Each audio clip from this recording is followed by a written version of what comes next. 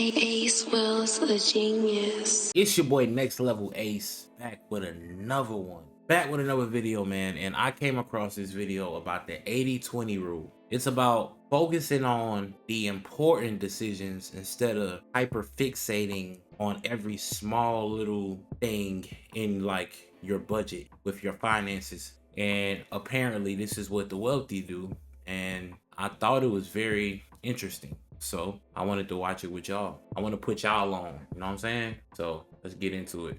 Y'all ready? Let's get it. Have you ever wondered why some people seem to effortlessly build wealth while others count every penny and still struggle to get ahead? What if I told you that everything you think you know about managing money is backwards, and that obsessing over your daily coffee purchase is actually preventing you from becoming wealthy? My name is Nick, and I help people understand the counterintuitive principles that separate the financially successful from everyone else. If you're tired of traditional budgeting advice that tells you to track every expense down to the last cent, make sure to subscribe to the channel and hit the like button if this changes how you think about money. Here's something that will completely shift your perspective on personal finance. There's an Italian economist from over a century ago who discovered a mathematical principle that explains why most people stay broke despite their best efforts. His name was Vilfredo Pareto, and in 1896, he noticed something fascinating while studying wealth distribution in Italy. 80% of the land was owned by just 20% of the population. Even more interesting, he observed the same pattern in his own garden, where 20% of his plants produced 80% of the fruit. This observation became known as the Pareto Principle, or the 80-20 rule, and it applies to virtually everything in life. But here's where it gets really interesting for your money. Most financial advisors and budgeting experts completely ignore this principle, which is why their advice keeps you spinning your wheels instead of building actual wealth. The traditional approach to money management tells you to track every single expense, categorize your spending into dozens of different buckets, and obsess over cutting costs wherever possible. They'll tell you that buying a $4 coffee every day is the reason you're not wealthy. They'll suggest you clip coupons, negotiate your phone bill, and cancel streaming services to save money. Sound familiar? But here's the problem with this approach. I'm gonna be honest, right? So the tracking every expense is important, right? But y'all gotta let him cook, right? But I just want to throw it out there that you should know where your money is going. All right, so don't take this out of context as him saying like, don't worry about your finances, just do this. You know what I'm saying? It's like, no, you still need to know where your money is going. But basically what he is about to get into is like, those little small transactions don't mean as much as you think they do, or they don't mean as much as people try to paint them. You know what I'm saying? Like, there's other areas you should be focusing on. You know what I'm saying? So let him cook them. You know what I'm saying? Focusing your energy on the 80% of decisions that only impact 20% of your financial outcome. You're majoring in the minors while the real wealth building opportunities pass you by completely. Let me give you a real world example that illustrates this perfectly. Sarah is a marketing manager who makes $60,000 per year. She's been following traditional budgeting advice for 3 years. She tracks every expense in a spreadsheet, brings lunch to work every day, makes coffee at home, and has successfully reduced her monthly spending by about $200 through various small cuts. She's proud of her discipline and feels like she's being financially responsible. Meanwhile, her coworker James makes the same salary but approaches money completely differently. He buys coffee out every morning, eats lunch at restaurants, and doesn't track his daily expenses. However, James focused his energy on 3 major decisions. He moved to a smaller apartment that reduced his housing costs by $600 per month. He sold his car with a $400 monthly payment and bought a reliable used vehicle with cash, and he negotiated a $10,000 raise by switching to a similar role at a different company. Who do you think is building wealth faster? James is saving over $1,000 more per month than Sarah, despite spending more on coffee and lunch. The difference isn't discipline or financial knowledge. It's understanding which decisions actually matter. This is the power of the 80-20 rule applied to money. All right, so as you can see, right, James, he made bigger decisions. Like, he focused on making the best decision with the bigger decisions, like his house, which we all know that housing takes up the biggest percentage of our income. Car, the average car note in America, I think right now for a new car is like $700. For a used car, I want to say it's like $500 and change. So come on, the average rent, I want to say anywhere from probably $1,500 to $2,100. So you know what I'm saying? You need to live somewhere. You need to live below your means. You know what I'm saying? The fastest way to save money is to live below your means so you have extra money. You know what I'm saying? If you making $5,000 but you kicking out $3,000, you left with two, which that's not that bad. You know what I'm saying? That's probably not even a good example, because if you got $2,000 left over after you pay your bills, and you doing pretty good. You know what I'm saying? Compared to the average person. But let's just say if you making 5,000 but you spending 4,500, that's a little tight. You know what I mean? You're not leaving yourself much room. So cut back and focus on the areas that really matter. Where you live, what you drive. You know what I'm saying? If you save $600 a month because you just moved to a smaller place that's way more affordable, way more in your budget, now you saving $600 a month instead of trying to stop spending $5 a day on some coffee. At $5 a day, if you save that at the end of the month, you still ain't gonna have that $600 that you would have saved if you just moved somewhere else. You know what I'm saying? 80-20 rule, putting your own. 20% of your financial decisions determine 80% of your wealth building potential. The problem is, most people spend their time and energy on the wrong 20%. So what are these high impact financial decisions that actually matter? There are three main categories that determine the majority of your financial future: housing, transportation, and income.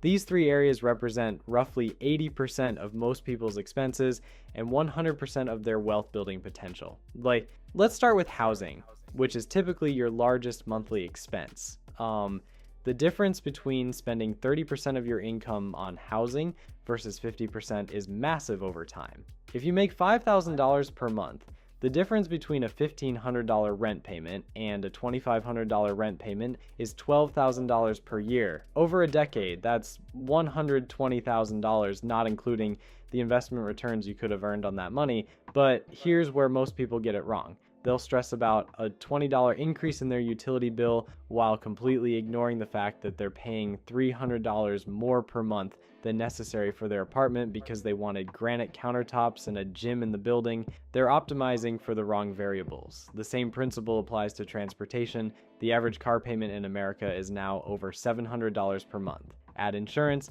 gas, maintenance, and registration, and you're easily looking at over $1,000 monthly for transportation.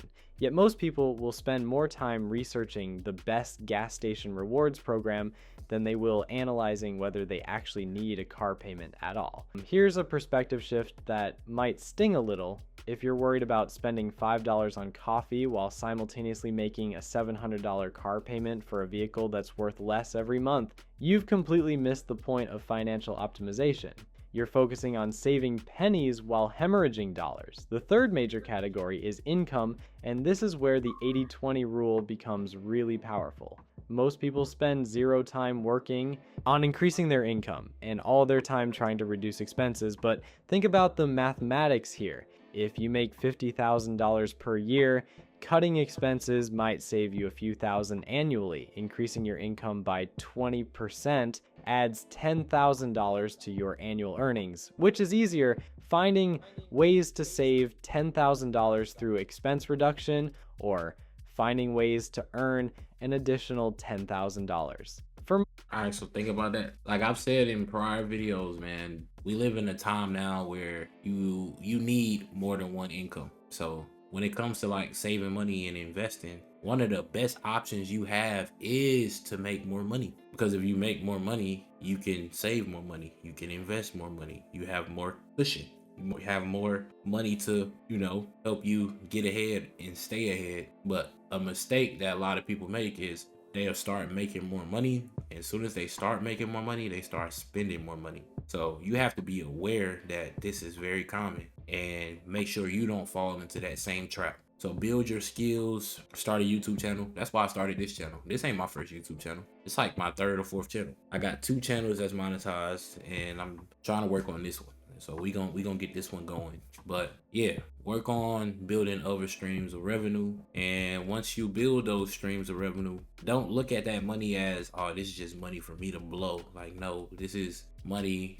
for me to invest. This is money for me to save. And you know, that's pretty much it. Like, don't look at your extra cash as just, even with your paychecks, when you get paid, you got money left over. Don't look at that money like, oh yeah, I could do whatever with this money. I could go buy some clothes, some shoes, whatever. No, that's not what that money is for. After you pay everything you need to pay and you got that money left over, that money right there is supposed to be used to build your future. All right, just keep that in mind. Make sure you build in your future. Now, I'm not saying don't ever have fun, don't ever enjoy yourself. Please live life. Please enjoy yourself. Do not let life stress you out, especially when you're working hard and you focus on your finances and you really just trying to, you know, do everything right and stay on track. Treat yourself sometimes, man. It's okay. It's okay to treat yourself. I'm not saying splurge. I'm not saying go blow a bag. You know what I'm saying? I feel bad when I buy myself stuff now. Like, I feel bad buying certain things. It's because I'm on this financial journey, and it's like, I feel like, I don't know. I don't really like, I don't have a problem spending money with my family, like my kids and stuff. Like, cool. But when it comes to stuff I want, I'll be like, do I really need it though? Like, you know what I'm saying? But that's okay though. But let's let Nick finish this, man. I don't want y'all to get this game, but I just wanted to throw that out there though. Like, work on building your income, making more money. But when you make more money, do not spend more money. People, earning more money is actually the more straightforward path, yet it's the one they avoid. This happens because focusing on expenses feels like taking control, while increasing income feels uncertain and risky. Cutting your coffee budget gives you an immediate sense of accomplishment. Asking for a raise or looking for a better job requires you to step outside your comfort zone and face potential rejection. But here's the reality check you need to hear. The wealthy don't get wealthy by optimizing their grocery spending. They get wealthy by optimizing their major life decisions. They buy less house than they can afford, they avoid expensive car payments, and they prioritize increasing their income above all else. Warren Buffett, one of the wealthiest people in the world, famously demonstrated this principle with $1 million bet he made in 2007. He wagered that a simple, low-cost index fund would outperform a collection of actively managed hedge funds over a 10-year period. The hedge fund managers were highly sophisticated, used complex strategies, and charged substantial fees for their expertise. Buffett chose the simplest possible approach, investing in an S&P 500 index fund with minimal fees and making no changes for the entire decade. Meanwhile, the hedge fund managers constantly bought and sold investments, trying to time the market and identify the perfect opportunities. The result? Buffett's simple approach delivered a total return of 125.8%, while the hedge funds returned between 2.8 and 87.7%. The simple strategy focused on the 20% that mattered, while the complex strategies got lost in the 80% that didn't. This same principle applies to every aspect of your financial life. 20% of your habits generate 80% of your financial results. 20% of your investment decisions create 80% of your returns. 20% of your time spent on money management produces 80% of your wealth building progress. The question is, are you focusing on the right 20%? Because if you're spending your evenings tracking whether you spent $18 or $22 on groceries while ignoring the fact that your housing costs are too high and you haven't asked for a raise in 3 years, you're playing the wrong game entirely. Most people approach their finances like they're trying to solve a 1,000-piece puzzle by obsessing over each individual piece, when what they really need to do is focus on the 4 corner pieces that hold everything together. They'll spend 30 minutes researching which brand of pasta sauce costs 15 cents less, while completely ignoring the fact that they're throwing away thousands of dollars every month on decisions they made once and forgot about. Here's where the 80-20 rule gets really practical for your money, and why understanding this could be the difference between retiring comfortably and working until you're 75. Let's talk about the specific 20% of financial decisions that actually determine your wealth building trajectory. The first major category is what I call the housing trap, and this is where most people unknowingly sabotage their financial future before they even get started. Your housing decision isn't just about finding a place to live, it's about determining how much money you'll have available to build wealth for the rest of your life. I believe that I could be wrong. But your housing costs should never be more than 30% of your income. So do the math right now, right? Think about how much you make and how much you pay in rent. I guarantee most people are paying more than 30%. They're spending more than 30% on rent or mortgage. So a lot of people are living above the level that they should be at. Like, a lot of people should probably downsize in order to have more cash. I know everybody's situations is different. Everybody's circumstances is different. You may have too many kids and you're like, I can't afford to downsize. I need every bit of space I have right now. Or you might be somebody that be somebody that got too much room. You like, you know what, I could downsize and I would be saving some money. So just think about it. The difference between spending 25% of your income on housing versus 40% isn't just a budget line item. It's the difference between having money to invest and being perpetually broke despite earning a decent salary. Let me put this in perspective with some real numbers that might shock you. If you earn $70,000 per year and spend 40% on housing, that's $28,000 annually, or about $2,300 per month. If you can find housing that costs 25% of your income, you're spending $17,500 annually, or about $1,450 per month. The difference is $10,500 every single year. Now, here's where compound interest makes this decision even more powerful. If you invest that extra $10,000 annually at an 8% return, you'll have an additional $1.2 million after 30 years. That's not a typo. One housing decision made once can literally determine whether you retire with enough money or spend your golden years eating generic cereal and hoping Social Security doesn't get cut. But most people don't think about housing this way. They think about granite countertops, walk-in closets, and whether the apartment complex has a pool they'll use twice a year. They're optimizing for lifestyle inflation instead of wealth accumulation, and then they wonder why they can't seem to get ahead financially despite following all the traditional budgeting advice. So not gonna lie, I am guilty of this. Not at the current moment, but at one point. At one point, I was living somewhere where it was just like, this shit was just too expensive, bro. It was like, I was way in over my head. It's like, when I first moved in, I don't know, like, I could afford, like, when I first moved in, obviously I could afford it. But it's like, stuff started happening. Shit was just going downhill. I had a savings at one point, and then I kind of just blew it. That was just me, just like poor money management. I literally just blew it. I was literally saving probably, I was saving like $300-400 a week. So I had like, man, I don't know. I had $4 or $5 grand in the crib in my safe. You know what I'm saying? Like, I had like $4 or $5 grand in my safe. And it's like, over time, I would go in there and I would go get something. I would go buy this, go buy that, go buy this, go buy that, go buy this, go buy that. And then it's like, when something finally happened and I needed the money, I didn't even have it. I had already spent it. You know what I'm saying? So it's like, you live and you learn though, because now I know it's like, okay, I need to keep an emergency fund, like, no matter what. You know what I'm saying? So that's important, y'all. Make sure you got that emergency fund, and then everything on top of that, and all them extras, you need to be investing it. And like I said, treat yourself very now and then though, man. Don't be out here stressing, and don't be stressing yourself out and you know you got some money. Like, I be doing that. I be stressed out knowing I got money, but it's just not the point. I know I'm trying to get to a certain level and I'm not there yet. So I be so like, I can't wait to payday. You know what I'm saying? Like, I be looking forward to payday. You would think I ain't got no money the way I look forward to payday. Yeah, today Thursday. I get paid tomorrow. I can't wait. I love it. I love it. I love seeing that money just, I'm addicted to it. Category is transportation, and this is where Americans have collectively lost their minds when it comes to financial decision making. The average new car payment is now over $700 per month, and people are financing vehicles for 7 or 8 years. Think about that for a moment. You're making payments on a depreciating asset for almost a decade. It's like paying rent on something that becomes worthless while you're paying for it. Here's the math that car dealerships don't want you to understand. If you buy a reliable used car for $15,000 with cash instead of financing a new car for $40,000,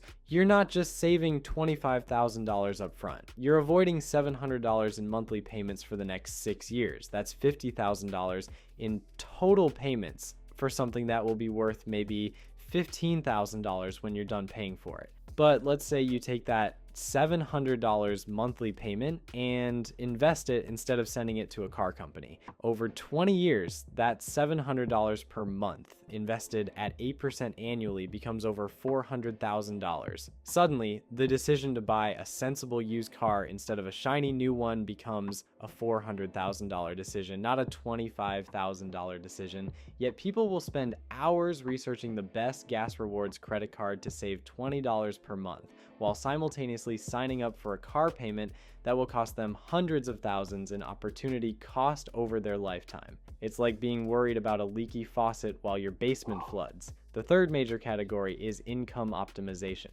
and this is where the 80-20 rule becomes almost absurd in its implications. Most people spend zero time actively working to increase their income and all their time trying to shave expenses. They'll clip coupons for 2 hours to save $15, but won't spend 2 hours updating their resume or researching higher paying opportunities. Here's a reality check that might be uncomfortable. If you make $50,000 per year and you spend your evenings tracking every expense in a budgeting app, you're essentially working a part-time job that pays you maybe a few $100s annually in savings. Meanwhile, if you spent those same evenings developing skills that could increase your income by 20%, you'd earn an additional $10,000 per year, which sounds like a better use of your time. Optimizing your grocery spending to save $50 monthly, or learning new skills that could lead to a $10,000 raise. The math isn't even close, yet most people choose the low impact activity because it feels more controllable and provides immediate gratification. The wealthy understand something that most people miss entirely. Your income has unlimited upside potential, but your expenses have a natural floor. You can only cut costs so much before you're living in a van and eating beans every meal, but there's theoretically no limit to how much money you can earn. So why would you focus your energy on the activity with limited potential instead of the one with unlimited potential? This brings us to what I call the budgeting paradox. The more time you spend tracking small expenses, the less time you have available to work on increasing your income. It's like being so focused on organizing your sock drawer that you forget to go to work. You're being productive, but you're being productive on the wrong things. I'm not suggesting you become completely reckless with money or ignore your spending entirely. What I'm suggesting is that you apply the 80-20 rule to determine where your financial energy should be focused. Spend 20% of your financial planning time optimizing the big 3 categories: housing, transportation, and income. Spend the remaining 80% of your time actually living your life instead of obsessing over every financial transaction. Here's another way to think about this principle. Your time and mental energy are finite resources. Every minute you spend analyzing whether to buy name brand or generic peanut butter is a minute you're not spending on activities that could dramatically improve your financial situation. It's opportunity cost in action, and most people are making terrible opportunity cost decisions without even realizing it. The successful application of the 80-20 rule to money requires you to be ruthless about identifying which financial activities actually move the needle. Does negotiating your cable bill from $80 to $70 per month move the needle? No. Barely. Does moving to a cheaper apartment that saves you $400 monthly move the needle? Absolutely. Does using a coupon app to save $3 on your grocery bill move the needle? Not really.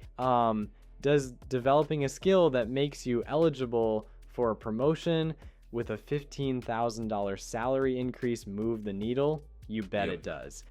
This is why wealthy people often seem financially careless to outside observers. They'll spend $12 on airport coffee without thinking twice, but they'll spend weeks researching real estate markets before making a property investment. They understand that the $12 coffee is in the 80% of decisions that don't matter, while the real estate investment is in the 20% that determines their financial future. The 80-20 rule also explains why most financial advice is completely backwards for wealth building. Traditional advice focuses on what I call financial busy work. Track every expense, create detailed budgets with 20 different categories, negotiate every bill, use cashback apps, clip coupons. Hey man, look, when you budgeting, you need 3 to 4 categories tops, bro. You need I say debt, you need like miscellaneous, that could be like entertainment, the streaming apps, whatever. You need transportation, so like how much money you spending on gas, stuff like that, and income. You know what I'm saying? So you could throw household in there, so maybe 4 or 5. But people be like breaking everything down, like streaming services, this, that. I keep mine simple, bro. I break my budget down. I want to say I got probably 3 to 5 categories, man. And it's really probably like 3 or 4 for it. Like probably 4. But keep it simple, bro. The simple, the better. It's easier to keep up with too. When you got all these a million categories, you setting yourself up for failure. You know what I'm saying? And obsess over minor purchases. This advice keeps you feeling productive while ensuring you never actually build wealth. It's designed to make you feel like you're taking control of your finances while keeping you focused on activities that don't significantly impact your financial outcome. It's brilliant from a business perspective because it keeps you engaged with financial products and services, but it's terrible from a wealth building perspective. Meanwhile, the actual wealth building activities are simple but require courage and long-term thinking. Buy less house than you can afford, avoid car payments, increase your income aggressively, and invest the difference consistently. These 4 activities represent maybe 20% of financial decision making, but they determine 100% of your wealth building success. The uncomfortable truth is that most people have been conditioned to believe that financial responsibility means obsessing over the smallest details. They've been taught that wealthy people got rich by being extremely frugal, never spending money on anything fun, and tracking every penny religiously. This narrative is not only wrong, it's actively harmful to your wealth building potential. The real wealthy people I know are surprisingly relaxed about small purchases. They'll order the expensive wine at dinner without checking the price, buy organic groceries without comparing costs per ounce,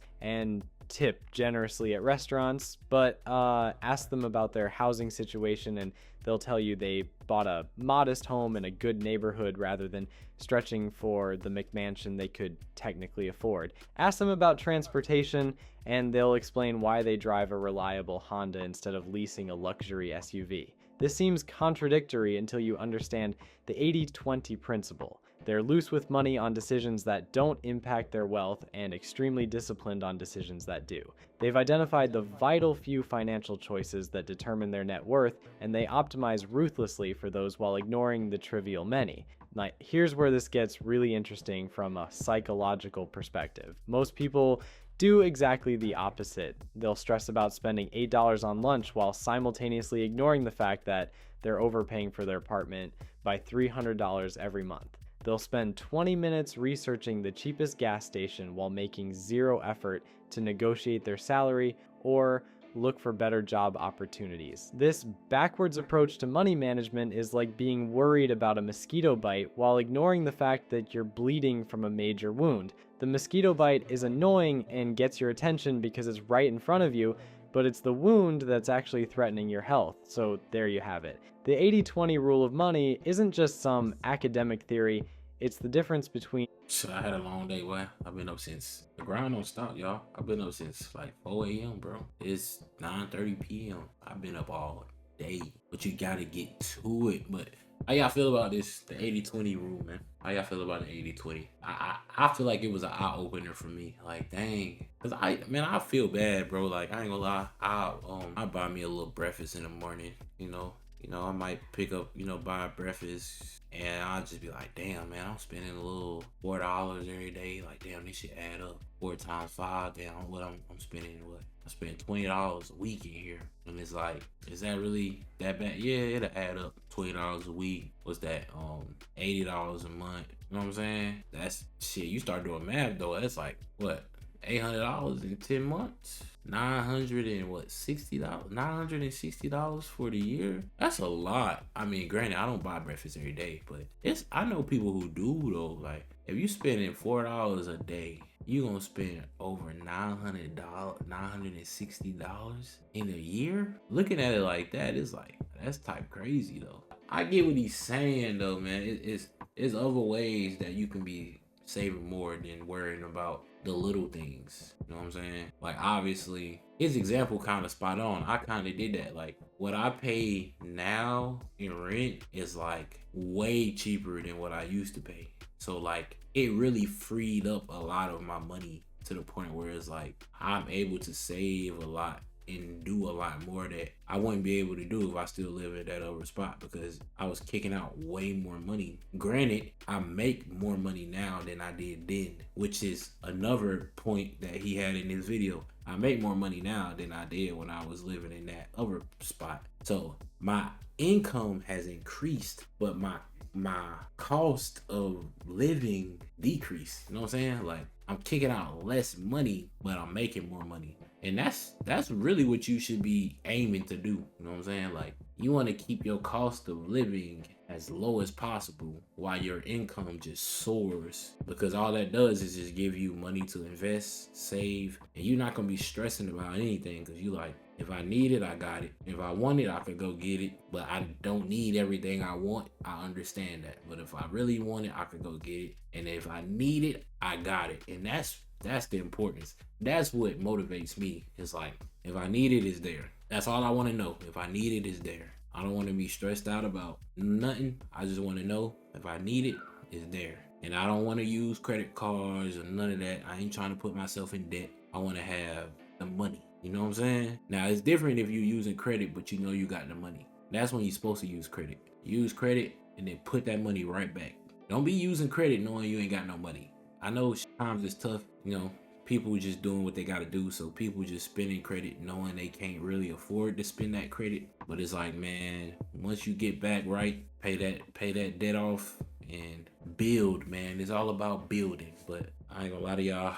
Had a long day. I'm gonna go ahead and edit this, get it out to y'all tomorrow, and I catch y'all, man. Next Level Ace gone.